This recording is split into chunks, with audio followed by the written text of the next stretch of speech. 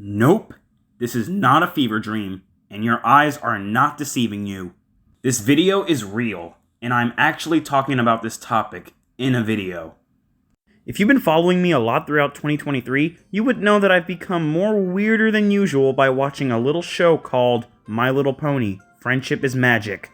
Yep, I've been binging a lot of this show this year, and y'all probably know that already because in almost every video I've made recently, I always bring up MLP, or something relating to it. Bet you didn't expect something like this on my channel, did you? Well, hope you're ready, because after watching every episode of Friendship is Magic and every movie/special of Equestria Girls, there's a lot on my mind that I need to get off my chest.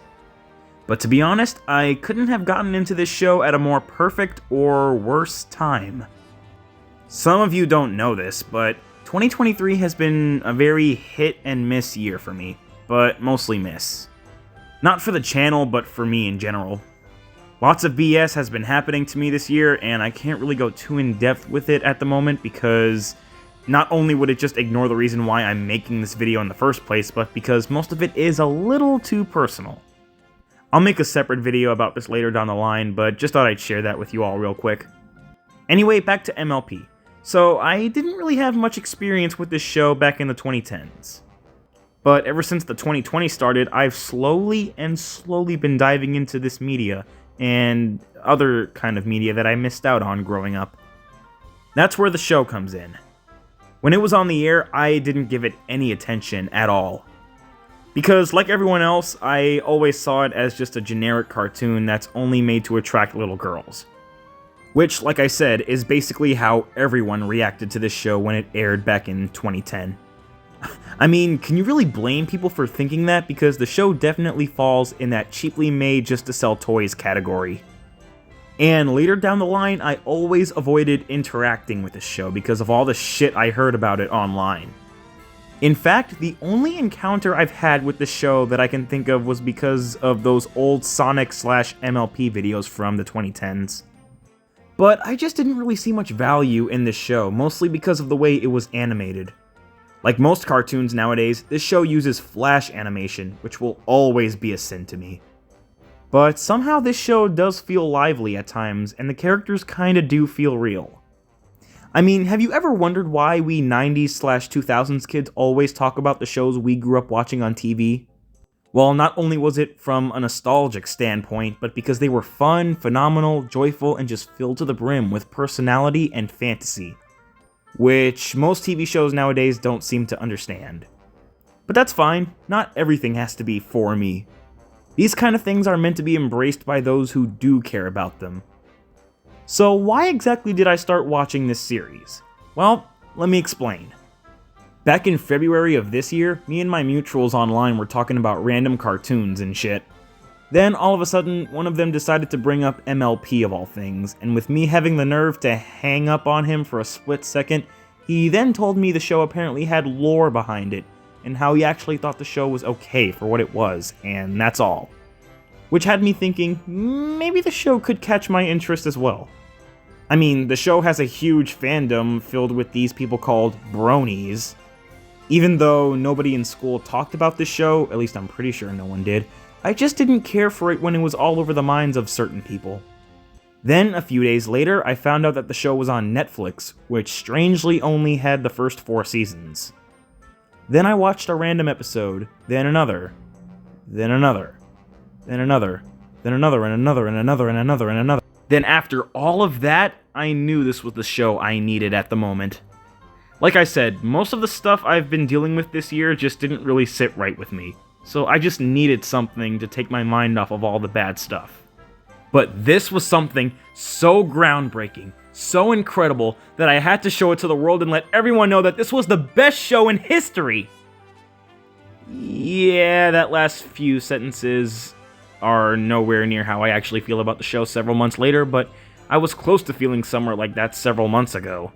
So, like I said earlier, over the years this show developed a community of geeks known as bronies.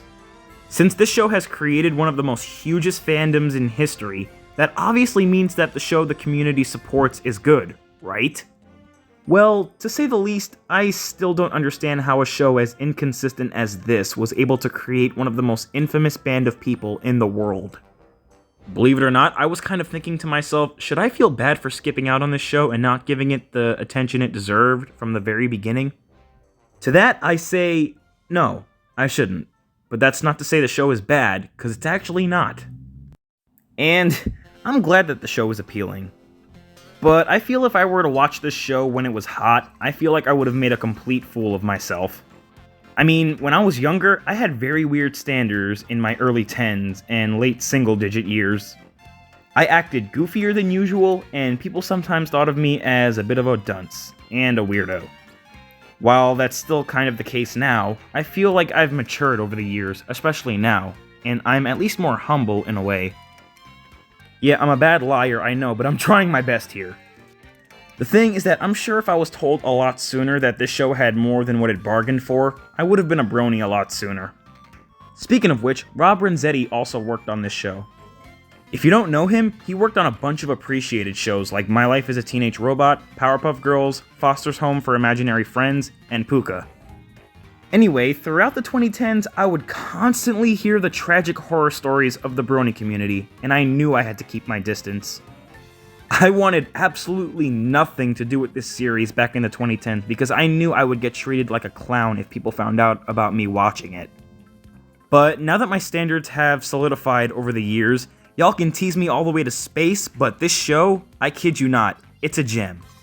Plus, there are many kids shows that grab the attention of viewers way past the recommended age, so you technically can't throw shade at me.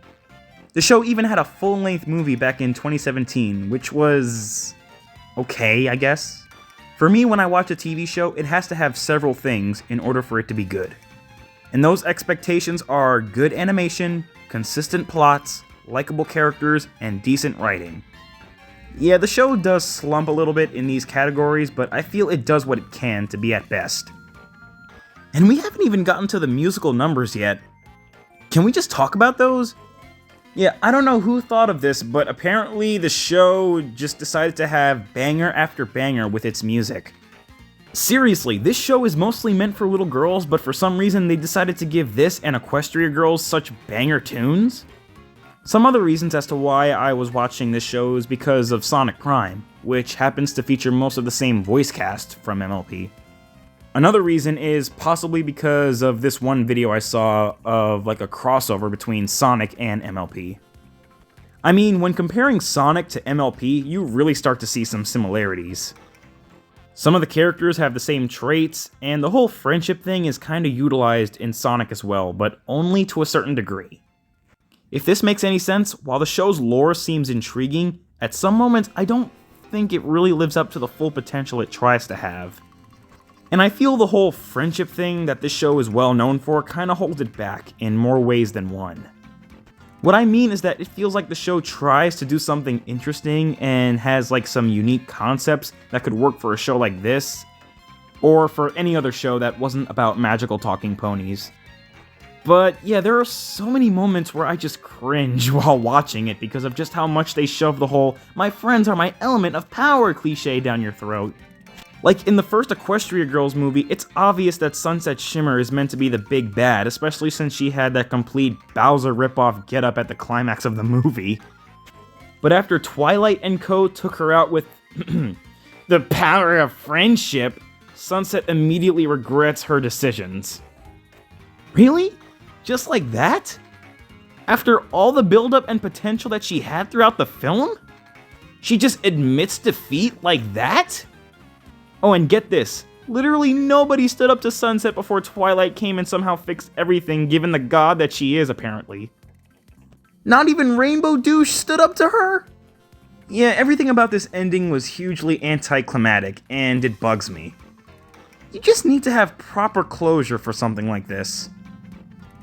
I mean, look, I know the show is for kids and all, but if you're gonna do something like this, at least try to make it more intriguing and do it right.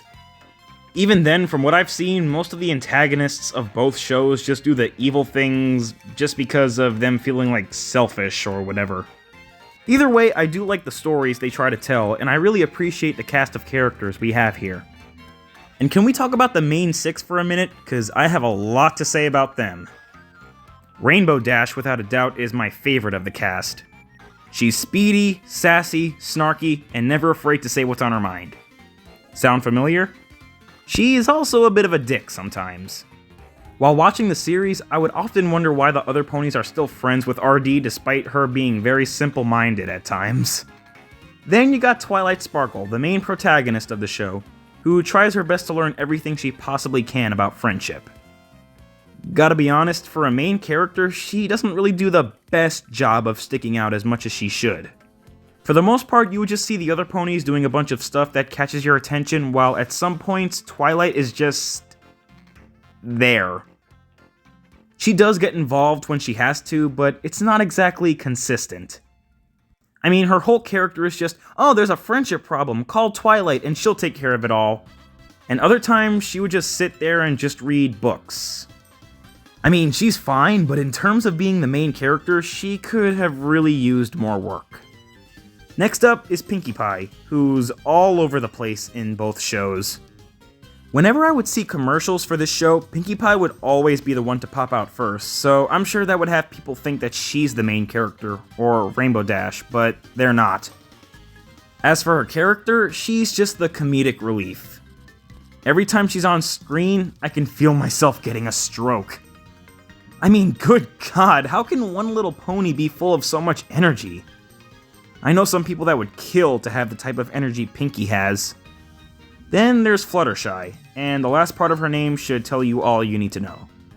She's a polite and shy little pony who has a very close connection with animals, who also seems to have a bit of an affection towards Discord. No, not the app, him. Maybe it's just me, and I probably need to get more info about it, but every time I see these two interact, it just gets awkward. Here we have Applejack, who's probably my second favorite character in the series. She's pretty much the good old country stereotype who has that cowgirl, cow pony kinda, personality. Did I mention that her strength is possibly on par with Knuckles' strength? I mean, she punched a whole ass boulder in one episode. Alright, she's cool in my book. And finally, Rarity. Where do I begin with her? Well, let me just say that if she went face to face with Rouge the Bat, that'd be something worth seeing. But yeah, just like how Sonic fans trip balls for a bat, MLP fans constantly trip balls for Rarity. Not just for her, but for other characters as well. I mean, I guess I can say that she knows a thing or two about fashion and has a huge interest in gems. Just like Rouge. Minus the fashion bit. You can't tell me they weren't inspired by the Sonic cast by looking at the character traits. And of course, you got a bunch of other characters that show up frequently, like Spike, Starlight, Apple Bloom, Scootaloo, Sweetie Belle, Discord, Smolder, but overall, this is a good cast. I just can't believe that this show actually lasted for 9 years. It's good to know that the writers and producers weren't like one of those people who were willing to let this show just iron itself out over time, like SpongeBob, Family Guy, or The Simpsons, or South Park. It's good to have proper conclusions every once in a while. You can take an idea for a show which might sound good on paper, like having the main characters be something that would pop out of a little girl's dream and make it into a show with interesting stories and character development. But at the same time, you'd obviously have to keep in mind of who your show is targeting, and at the very least, make it consistent. Like when you've been keeping up with a certain series for the past several years, you can actually feel yourself growing along with the characters. Friendship is Magic definitely feels like the kind of show that would do something like that.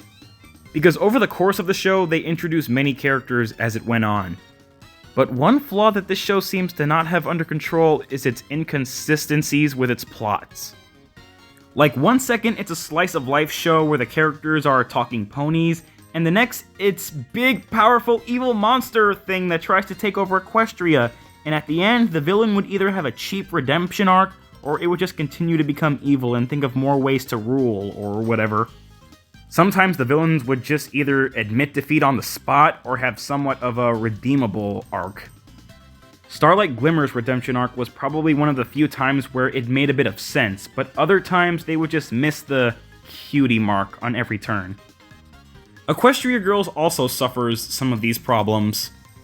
And I don't know why, but I kind of see myself watching this show just as much as MLP, or if not a little more. I mean, just by taking one look at it, you can easily compare it to something like Barbie, or Polly Pocket, or Monster High.